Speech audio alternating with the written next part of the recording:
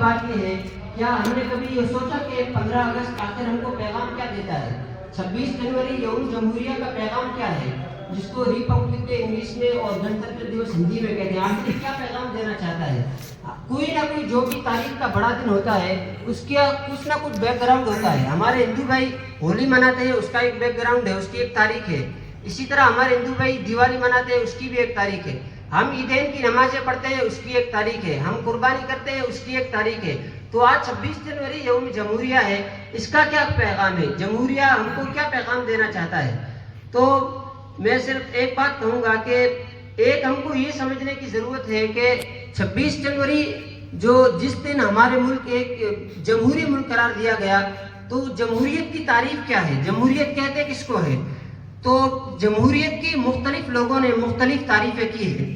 سب سے پہلے جمہوریت کی جو تعریف کی گئی ہے وہ یہ کہ جمہوریت کہتے ہیں اتفاق رائے سے کانسٹیٹیوشن ہے، جو سمویدھان ہے، اس کی دفعہ 25 کے تحت ہندوستان کے ہر شہری کو اپنی پسند کا مذہب اختیار کرنے، اپنی پسند کے مذہب پر عمل کرنے اور اس کی تبلیغ کا، اس کی ترویج کا اور اس کی اشاعت کرنے کا پورا حق ہے. یعنی ایک ہندوستان میں رہنے والا ایک شہری اپنی پسند سے مذہب اختیار کر سکتا ہے. کیونکہ کانسٹیٹیوشن نے، ہمارے سمویدھان نے یہ ہم کو اختیار دیا ہے. کسی کے دباؤ میں آ کر کچھ لوگ یہ کہیں آپ کو ہندوستان میں رہنے کا حق نہیں، آپ لوگوں نے اپنی زمینیں الگ لے لی، آپ لوگ یہاں سے چلے جاؤ، یہ بالکل غلط ہوگا. کیوں؟ یہ چیز ہم نہیں کہہ رہے، یہ چیز ہمارے بڑوں نے جو 1950 کے اندر جو ایک کمیٹی تشکیل دی، اور ڈاکٹر بھیم راؤ امبیڈکر جو اس کے جو کمیٹی تشکیل دینے کے لیڈر بنے، اور انہوں نے جو پورا سمویدھان پاس کیا، جو اس کا رزلٹ نکلا وہ یہی تھا کہ ہر ہندوستان کے شہری کو اپنی پسند کا مذہب اختیار کرنے کا پورا ادھیکار ہے.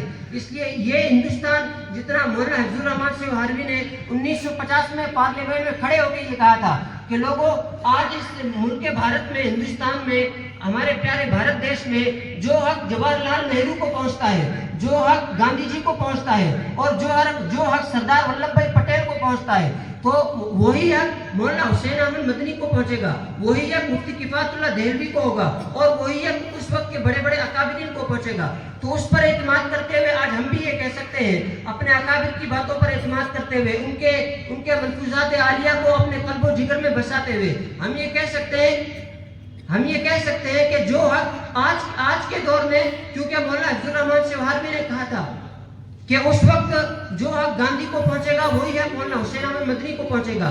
تو آج بھی جو حق مودی کو ہے، جو حق یوگی کو ہے، وہی حق ہمارے بڑے مولانا اشرف مدنی صاحب کو، مولانا محمود مدنی صاحب کو اور ہمارے بڑے اکابرین کو پہنچے گا. بس اسی پر میں اپنی بات ختم کرتا ہوں. وما توفیقی الا باللہ.